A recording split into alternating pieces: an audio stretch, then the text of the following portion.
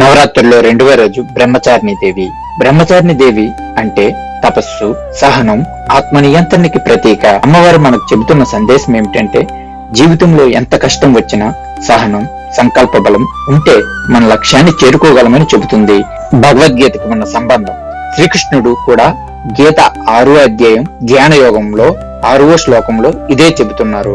దురాత్మాత్మనస్తస్య ఏనాత్మైవాత్మన జితః అనాత్మనస్తు శత్రుత్వే వత్యేతాత్మైవ శత్రువ. తన మనస్సును జయించిన వానికి మనసే ఉత్తమ మిత్రుడు, కాని అట్లు చేయలేని వానికి అతని మనసే గొప్ప శత్రువు. సందేశం అంటే బ్రహ్మచారిణి దేవి ఆరాధన గీత 6వ అధ్యాయం 6వ శ్లోకం రెండూ మనకు ఒకే పాఠం చెబుతున్నాయి. మనసు మీద నియంత్రణ ఉంటే మనం విజయాన్ని సాధిస్తాం. నియంత్రణ లేకపోతే మనసే మన శత్రువు అవుతుంది.